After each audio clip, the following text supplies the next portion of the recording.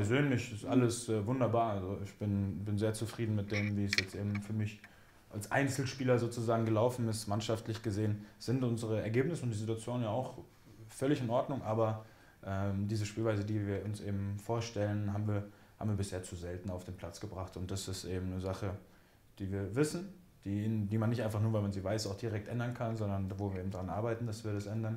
Und ja, nichtsdestotrotz sind wir Erster mit 13, ne, wie Punkte haben wir vor Platz 3? Kann sein, also haben wir da schon ein Riesenpolster erspielt. Was heißt, so schlecht kann auch nicht alles sein. Ja, aber klar, es ist eben noch lange nicht am Limit, was wir spielen. Also mir war schon klar natürlich, dass ich jetzt nicht irgendwie als, weiß ich nicht, als Jungspund hinkomme, der versucht, sich irgendwie reinzuarbeiten. Aber wie gut es dann irgendwie funktioniert hat mich natürlich auch erfreut, hat mich glücklich gemacht, hat aber mit Sicherheit eben geholfen, dass ich viele von den Spielern, aber auch viele vom Staff drumherum schon von früher kannte. Es gibt einem irgendwie gleich ein ganz anderes Gefühl, als wenn man komplett in eine fremde Mannschaft kommt. Ja, zum Teil zumindest schon, eher aber in kleinen Runden in der Kabine. Ich bin nie, auch als Kapitän, wenig der gewesen, der irgendwie nochmal laut gebrüllt hat, laut geschrien hat vorm Spiel, der so über dieses Pushen extrem ging. Das war ich in meiner Karriere noch nie. Immer wieder mache ich das, aber eher sporadisch.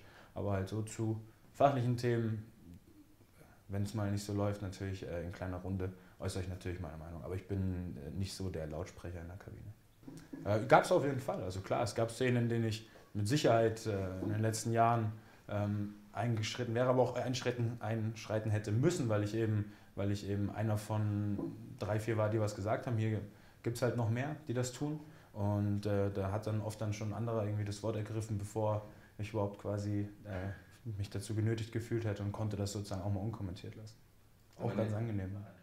Ja, irgendwo dazwischen. Es war so, dass ich war die letzten Jahre nicht hier, ich habe es auch nur von außen betrachtet, aber zum Beispiel letzte Rückrunde auch Bayern oft mit knappen Ergebnissen gewonnen hat, was aber dann natürlich am Ende mit der Meisterschaft ein bisschen verklärt wurde und zu einer so dann dargestellt wurde, als wäre jedes Spiel eben nie zur Debatte gestanden, wer es gewinnt.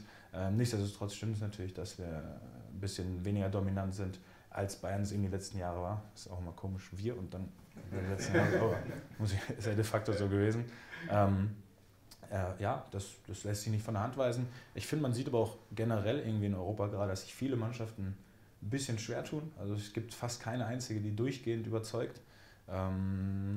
Weiß nicht, vielleicht ist es einfach dieses Jahr so, dass die vermeintlich kleineren Mannschaften einfach einen besseren Job machen, noch stärker sind und das den größeren noch schwerer machen. Ich meine, in der Bundesliga ist die Tabelle ja teilweise auch komplett auf den Kopf gestellt, was die Erwartungshaltung, so würde ich sagen, ein bisschen angeht.